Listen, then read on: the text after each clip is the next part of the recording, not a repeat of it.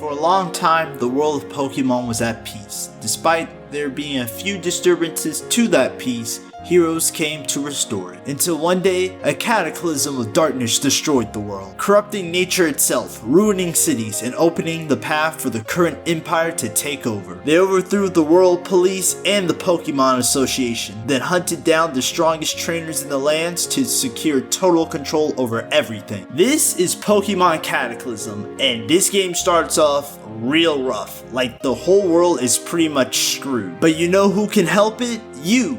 By hitting that like button. We wake up looking kinda clean with our outfit and meet our childhood friend Elena. I also like the little animations the characters do and their little reactions and moods on the screen as well. That's pretty cool. She says that we have to go meet her friend Lucy, who has a special surprise for us. Obviously, it's some awesome starter Pokemon. They all look pretty cool, but we're going with the fire starter Foxy. Elena chooses the grass starter Magurly, where we easily burn it to a crisp with Ember. Lucy reminds us that it's dangerous to be seen by the Empire with Pokemon, and for us not to go past Route 1. We explore the nearby grass patches, and apparently the Cataclysm actually changed some of the Pokemon, because that is not how Hatenna looks. But at least it's still smiling through it all. We also meet Isabelle, some random pink-haired girl that serves as our area guide, telling us about the nearby berries and any hidden grottos. We arrive at Sadness Town, a very sad town, where Elena and I witness as the Empire grunts were about to punish a farmer and his son for having Pokemon, while we just kinda stood there and watched. Luckily, a brown-haired girl intervenes and gets their punishment light. Then, against Lucy's wishes, we continue past Route 1 off of Elena's request. We expand our team while battling bandits, and one in particular trying to rob a young girl, which was unforgivable. After we teach him a quick lesson in taking an L, he runs off. The young girl, Sophia, thanks us and is looking for her brother, so we lend a helping hand. We expand our search to Route 2, where we run into a Meryl, but we ignore it because it's just a little Pikachu ripoff,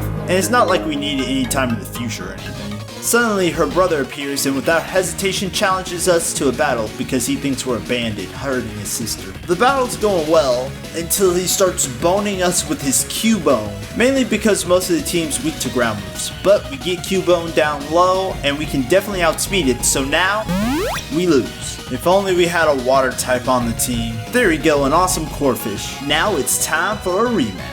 He starts with Bond Sweet, but we burn it down with Foxy's Ember, then reverse bone his Cubone with an Aqua Jet. His last Pokemon, Litten, fakes out, then flame charges our mini lobster, so Trapinch mud slapped its way to victory. Sophia comes, beats up her brother, and clears up the confusion, and we enter Depression Town, running into Lucy, who we figure wanted us to go beyond Route 1, and we're kinda suspecting that she has other motives in mind. She reveals her true colors, explaining that her goals aren't bad or anything, but she wants us to continue getting stronger since it will further both of our goals. She implores us to meet her at Ruin City if we want more information though. I hope she's not like bad or evil or anything, cause I kinda like her character so far. We roam around the city for a little bit, running into Sophia and her brother Zero, who are planning to attack the Empire's local base, and we obviously had to get in it too. We battle our way through waves of grunts until we reach the captain. We have the advantage 3-on-1, so this will be an easy cakewalk.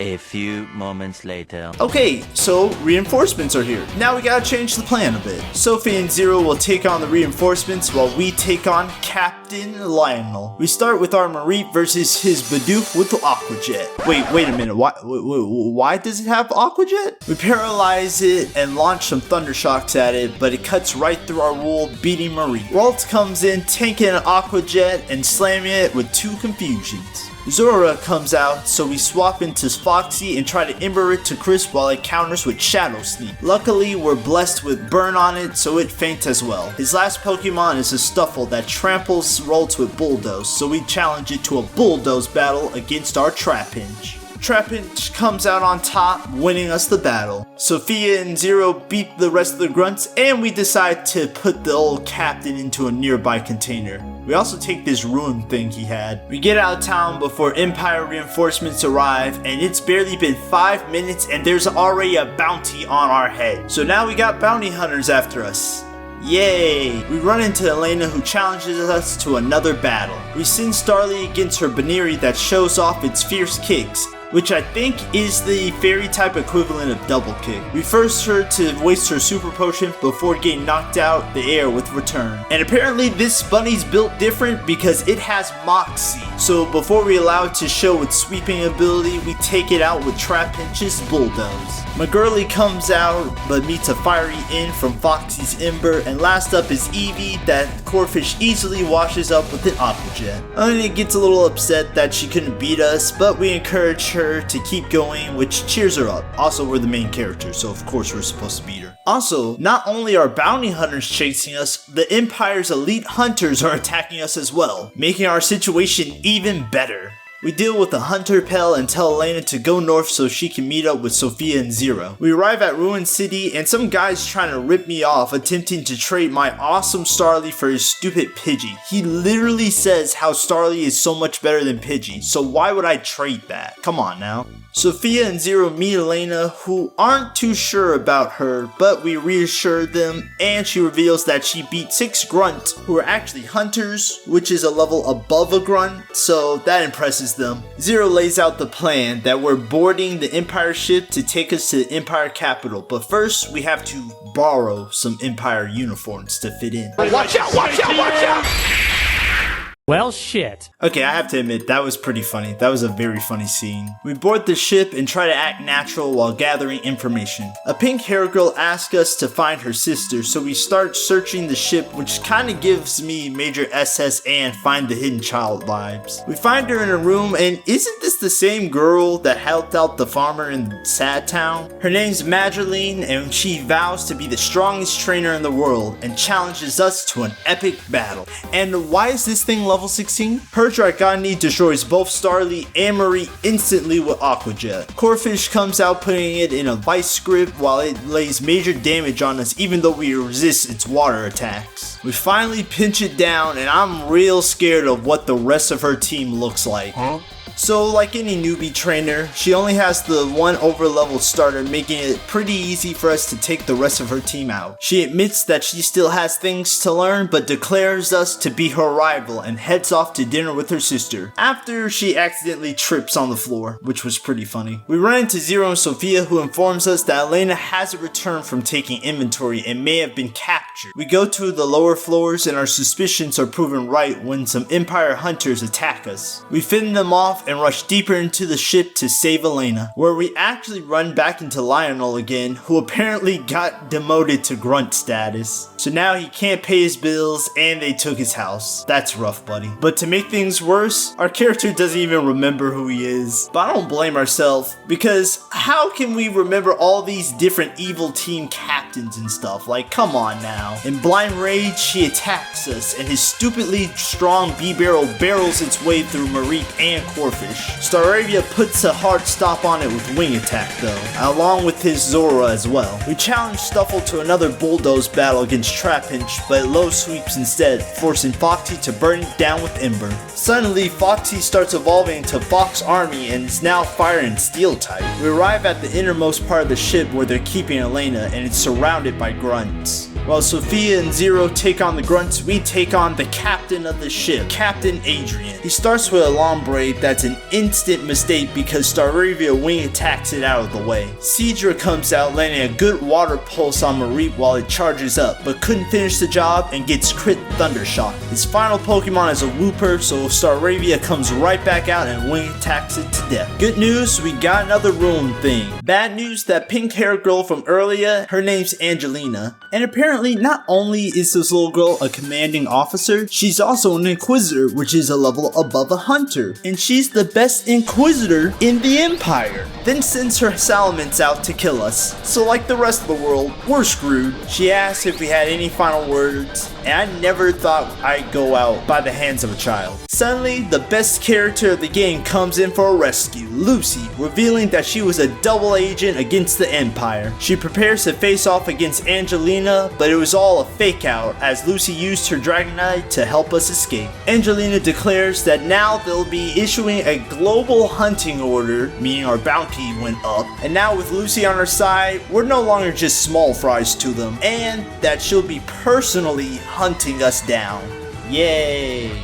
We wake up in the middle of a forest, and man do those hunting orders get out fast because we're suddenly attacked by Empire Inquisitor Luna. She immediately energy balls our Trapinch with her Duosion, so Fox Army comes out to mere shot it down. We incinerate her Maiana, burning its berry as well, and it bit us in rage. Rolt screamed its disarming voice, bursting its eardrums, and finally we shocked down Corvusquire with our newly evolved Flappy. She reminds us that no matter how many times we defeat them, it doesn't matter because with one loss, it's over for us. Which is kind of depressing, but true in a way. But then again, we have main character powers, so it doesn't really matter. We enter Nostalgia's town, meeting Lucy, who explains that the ruins we collected are super important, just she doesn't know why they're so important because that was super classified information back in the Empire. She tells us to check out the haunted mansion in town while she scares away some Pokemon blocking the next route. Lastly, she gives us a tape recording and tells us to play it if anything strange starts happening to us, which is kind of ominous to me. We enter the mansion and we see some girl just kind of standing there, but she runs off. We try to track her down while doing a little ghost puzzle on the side in which we had to find and battle these ghost girls to light up a flame.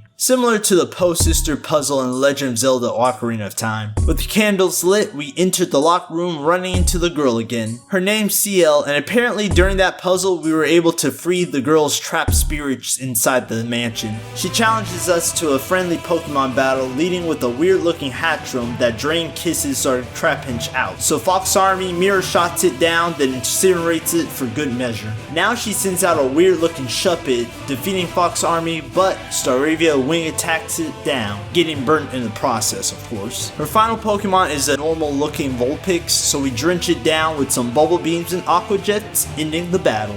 She wishes us luck on our journey and knows we'll cross paths once again in the future. We run around Route 5 when suddenly Zero comes out of nowhere asking for a battle, and it ends pretty quick. His Flappy goes 6 feet under with Trapinch's Dig Attack along with his Torracat, and his Ace Cubone won't be boning us today thanks to Staravia's flying typing until it starts throwing rocks at us. So Corphish had to wash it away with Aqua Jet. He runs off to find his sister and the rest of the group, and we continue on. We entered the Phantom Forest, finding Elena there where she wants to battle us as well to prove herself as our rival or something like that. Starting with the built different bunny, we send Curlia to confuse it, then Flappy to Thundershock it off. Next is her Eevee that apparently knew water pose, confirming that Elena is in fact a hacker and a cheater. Flappy steps in with another Thundershock to beat it, and Fox Army incinerates her Magini. She promises to continue strengthening herself with her friends and heads off to the next city. While exploring the forest, we run into a little fairy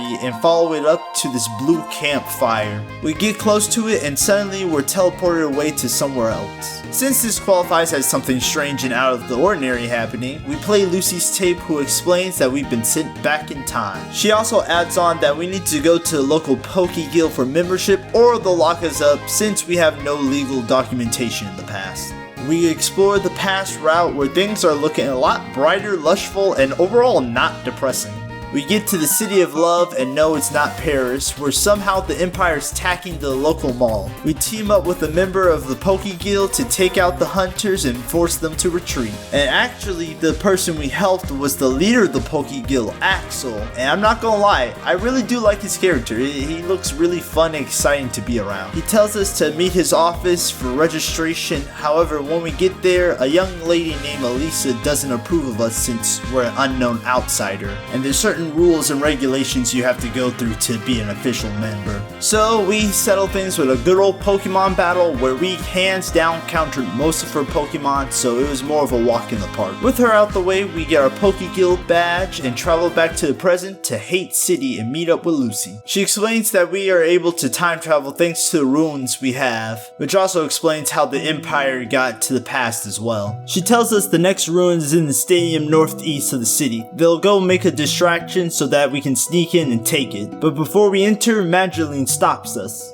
And apparently she's been hiding around here for 18 hours to catch us, which is definitely not weird at all. And her sister doubts that she can even beat us. Nevertheless, she challenges us to another epic battle anyway. She starts off with that annoying overleveled Dragonomy that confuses then knocks out Curlio Water Pulse, so we had to get the pinchers on it and knock it out by spamming Corefish's knockoff. Her Sliggoo comes out and it was somehow equally as annoying. Knocking out Corefish with Dragon Breath, instantly paralyzing, then knocking out Staravia with Dragon's Breath again, then instantly paralyzing Fox Army with Dragon's Breath once more after one hit. It's a 30% chance of getting it off. Why does that happen when it first hits? Luckily, Fox Army mirror shots it back, and then Flappy comes to take care of the rest of her team with Thundershock. She thanks us for the battle and plans to give it to her all despite what others think of her, then trips again. I'm sorry to like this girl, she's very funny. The theme of the next rune challenge is electric type, so we jump back to the past to prepare ourselves for battle.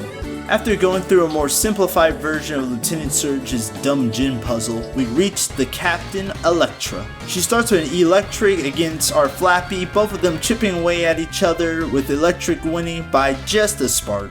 Curlia comes out and unfortunately is instantly put into stun lock and couldn't make a move, so that's unfortunate.